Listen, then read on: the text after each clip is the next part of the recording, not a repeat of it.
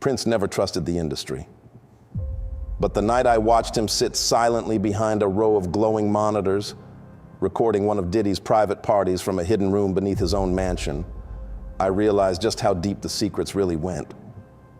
What we saw that night changed everything. High-profile celebrities, disturbing rituals, and something far more sinister than fame. What you're about to hear is deeply disturbing. I'm going to expose the dark, demonic truth about the music industry. Prince never trusted the industry. But the night I watched him sit silently behind a row of glowing monitors, recording one of Diddy's private parties from a hidden room beneath his own mansion, I realized just how deep the secrets really went. This wasn't random. It wasn't a fluke. Prince, the video tech, and I, his sound guy, had been planning this for weeks. He called it the cleansing. He said it with that same soft voice he used in interviews, like it was poetry. But behind the velvet calm was something burning. He wasn't doing this for revenge. He was doing it for truth. For the people, he said. His voice was for the people. And this night was his final act of protest. The surveillance room was buried beneath a sealed floor in Paisley Park, lit only by the blue glow of 10 monitors, each locked onto hidden cameras spread across the mansion. Prince sat in the middle, legs crossed, drinking tea from a thin porcelain cup. He didn't blink much. The video guy, a quiet, wiry kid from out in Chanhassen, monitored footage and logs. I handled the sound feeds. The doorbell rang. The monitors flickered. They were here. The monitors flickered with shifting camera angles, ballrooms, lounges, the staircase. We watched it all from the surveillance bunker, 3 stories beneath Paisley Park. Prince sat unmoving. Mark adjusted camera feeds with twitchy fingers, logging timestamps and angles like muscle memory. I kept one eye on the waveforms for audio distortion, the other on the entrance feed. It was showtime.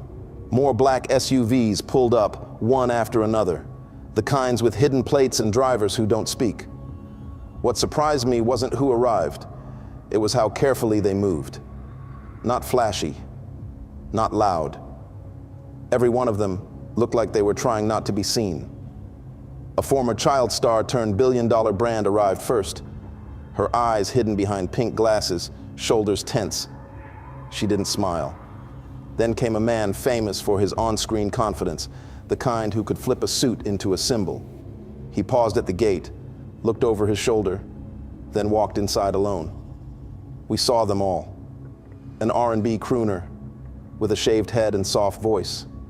A daytime TV king with that unmistakable mustache. A family-friendly pop icon who hadn't even turned 18 yet. A mega producer who always wore dark sunglasses, even indoors. A world-famous preacher who was always talking about healing but looked visibly uncomfortable the moment he stepped through the door. None of them were allowed security. That was protocol. Mark zoomed in on the side cam again. We could see it clearly now. Each celebrity's team stopped at the door by a man in an earpiece, clipboard in hand. The exchange was polite, quiet, professional, but final. They were told simply, "You can't go in." Some bodyguards left without a fuss. Others protested quietly, then backed down. But a few, 3, maybe 4, stayed parked down the street, still visible in the far lens of our driveway cam, watching, waiting. "Something's off," Mark muttered. I didn't respond. My stomach was tightening. Then one of the side monitors caught something new. Diddy. He was walking the halls alone, inspecting rooms, dragging his fingertips along the velvet walls like he was feeling for something. He stopped outside a narrow corridor we knew well. Room 19, a small chamber with no windows, just a plush circular rug and an old ceiling fan. Diddy opened the door, slowly. "Oh yeah," he muttered. "This one's perfect for it." Then he vanished inside. My eyes snapped to the sound panel. Dead. The audio feed for room 19 had gone dark. I felt Prince lean forward before I even said a word. "It's down," I whispered. "I've got no feed in that room." Prince gave a single nod like he already knew. You'll have to reset it manually. The air in the room dropped a few degrees. Now? Now. I slipped out the surveillance bunker with nothing but a comm link and a small black utility pouch strapped under my shirt. The hallways above were glowing dim purple, Prince's standard mood lighting. Soft jazz echoed faintly through the walls. I moved fast but careful, like I'd done it 100 times. Room 19 was down a lesser-used corridor, past an unmarked stairwell and a locked music room. I reached for the door, slightly ajar, and slipped inside. Just as I knelt to reset the receiver panel hidden beneath a wall sconce, the door creaked open behind me. Footsteps, voices, one high, animated, familiar. I dove into the supply closet. Through the crack in the door, I saw him, Diddy, holding a plastic bin filled with what looked like baby oil, bottles of it. His face was lit with glee, giddy even. He was dancing, mumbling to himself. "Yeah, this is it. This is the spot," he whispered, bouncing in place. "Time to get the real party started." He set the box down in the center of the rug and spun around like a child at recess, humming, practicing motions with his hands, ritualistic, almost choreographed. There was no music playing. I didn't breathe. The closet air grew warm, humid. My heart beat in my ears like it wanted out. After a few minutes, he left, suddenly and without a word, leaving the door wide open behind him. I waited 10 seconds, then 20. Then I moved, silent, quick, focused. I hit the reset. The green light on the receiver blinked twice. Audio feed restored. By the time I slipped back into the surveillance bunker, Prince didn't even look at me. He just said, "Good." Mark pointed at the screen. "They're going into that room. All of them." Prince sipped his tea and whispered, "Now watch what they do when they think no one's watching." They moved like shadows, through the hallway, down the velvet-lined corridor, into room 19, one after another, heads low, lips tight, eyes unreadable.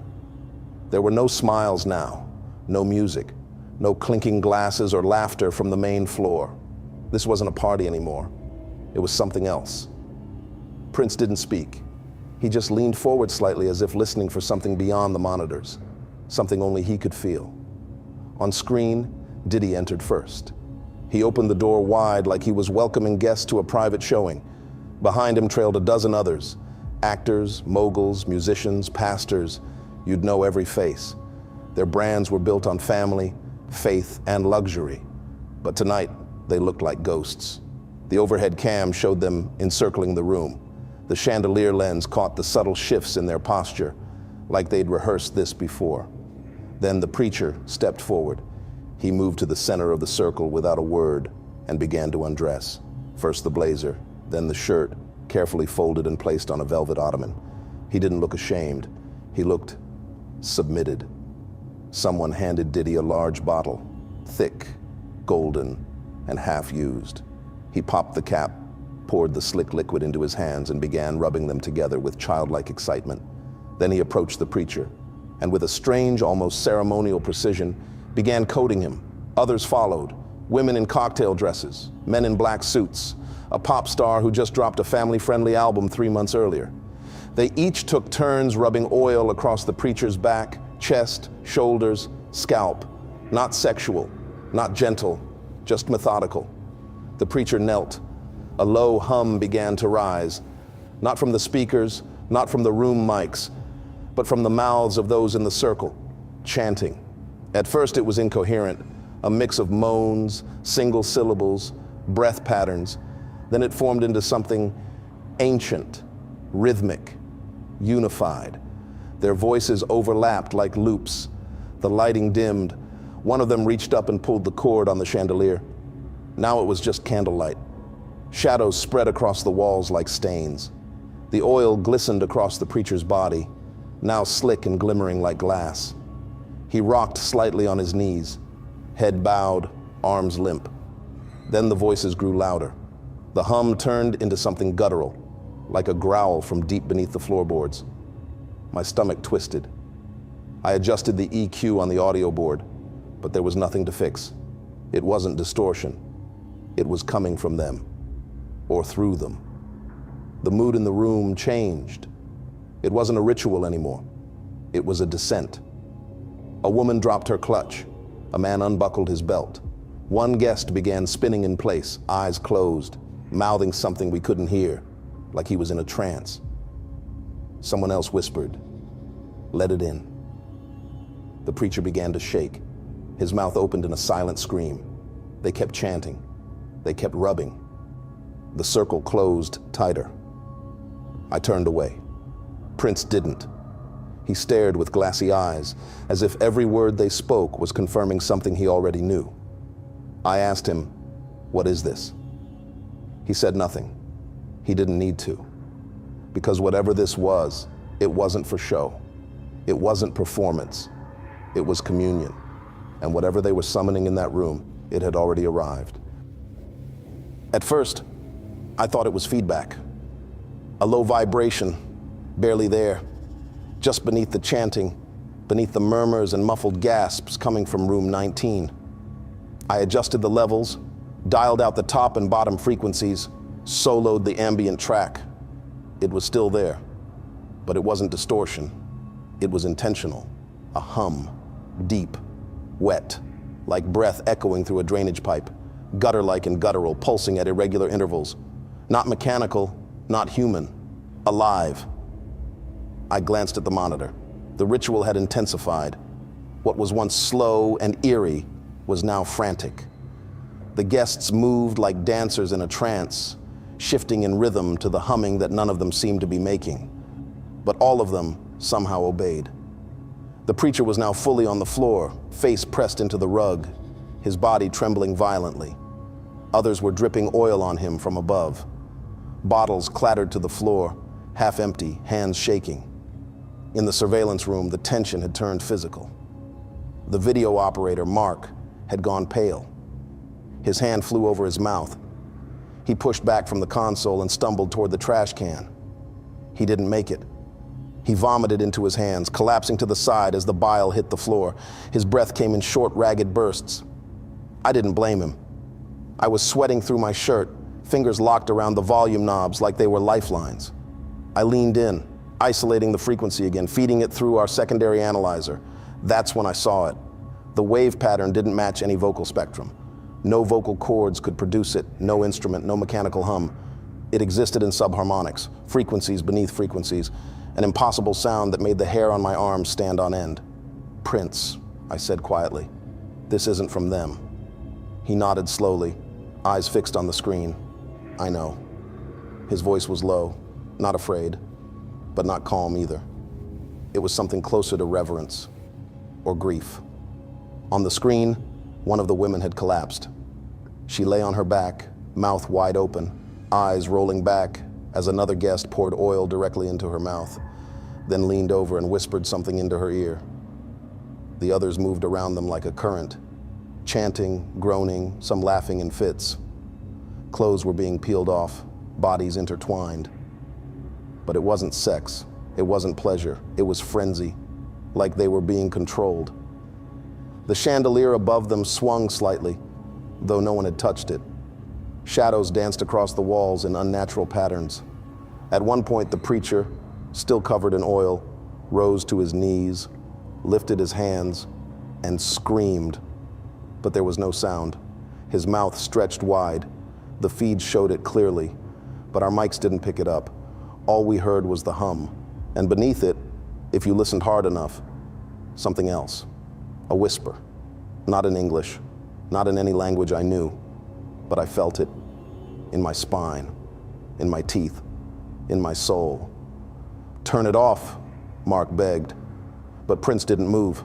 He stared at the monitor with a face I'll never forget, tight, hollow, focused, like he'd known all along it would come to this. The ritual spiraled for another hour. Then, just like that, it stopped. The guests stood, silent, covered in oil and sweat and things I didn't want to name. They filed out slowly, one by one.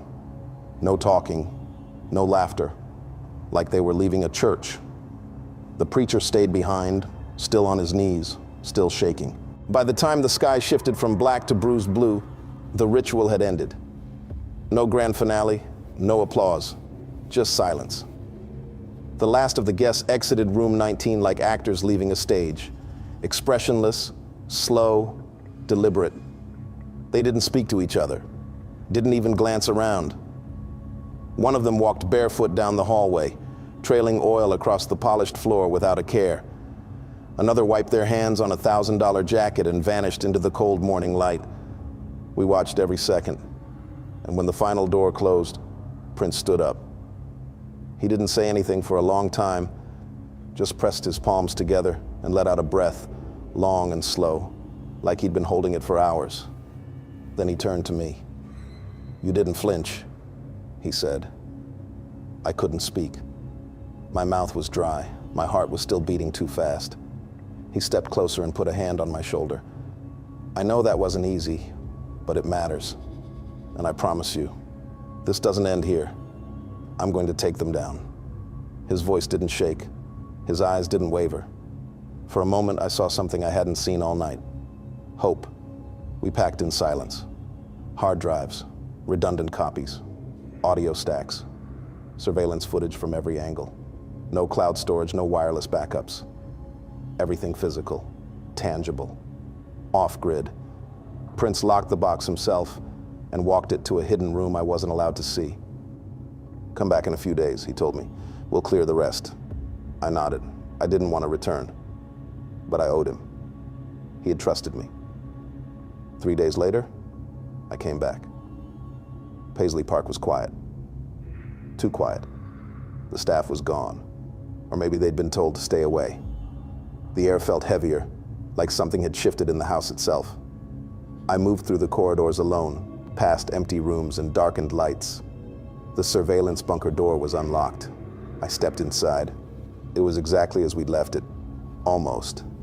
The screens were off, the console dark, a few cables coiled neatly on the desk. My mics and a half-empty gear bag sat in the corner. I knelt to collect them. And that's when I felt it. A shift, like someone had just walked into the room behind me. I turned. No one. But something pulled my attention to the mirror.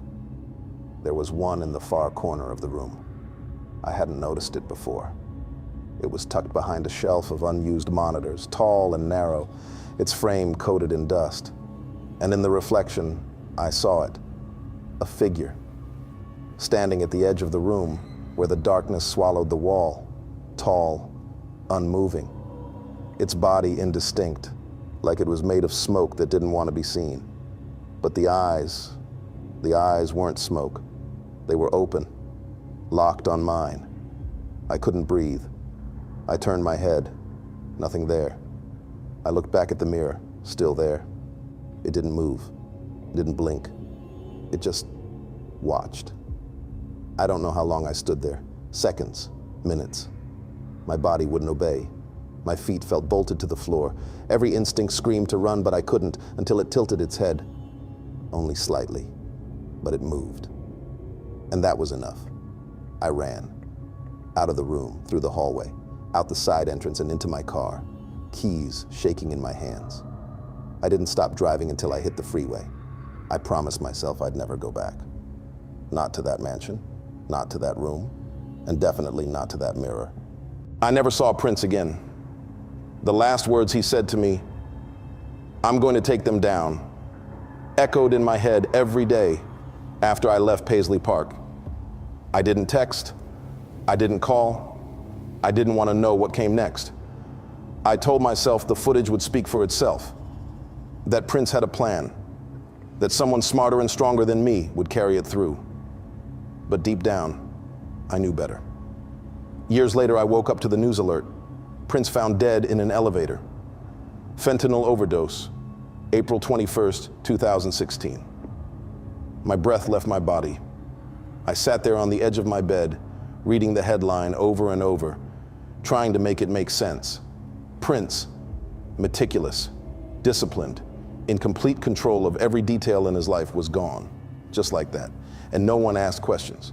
There was no investigation, no pushback, just a string of news anchors nodding gravely and moving on. But I knew. I knew what we saw. I knew what we heard. And I knew that box of hard drives in the hidden room was gone long before they found him. I tried to move on. I changed my number, switched states, went back to boring freelance gigs. I stayed out of the industry, out of the spotlight. I thought maybe if I laid low, they'd forget. Then came the trial. Cassie Ventura. Her voice cracked through the courtroom audio like a knife. She described the parties, the oil, the rituals, the silence. She said names on the stand, names that had never been spoken out loud in rooms that public. I watched every second of her testimony on a shaky live stream with the volume all the way up in my heart and my throat. She mentioned a house, a room, hidden recordings. She didn't say Paisley Park. She didn't have to. They were watching me. I knew it the moment I heard her voice tremble and she said he wasn't the only one recording. My hands went cold. I turned off every light in the house, triple locked the doors. I unplugged my router, shut off my phone. Every night since, I've slept with one eye open. Not because I'm paranoid, because I know what they do to people who see. People like Prince, people like me. I haven't spoken to anyone from that night. I don't know where the videotech went, or if he even made it out clean. I don't ask questions anymore, but every few weeks, something happens. A black SUV I don't recognize sits at the corner of my block. An email hits my inbox with no subject, no content, just a timestamp. My dog will bark at nothing in the hallway. And sometimes when I walk past mirrors at night, I catch something behind me, watching. Not my reflection, something else. I know it sounds crazy, but I also know what I heard under that chanting, that hum, that thing that was never in the room, but somehow filled it. And I know they killed Prince for exposing it. I know I'm next. So if you're hearing this, if my voice is still online, if this story is still up, it means they haven't found me yet. But they will. They always do. And when they do, this tape might be the only thing left. If you want to help me, if you believe me, there's a link pinned at the top of the comments.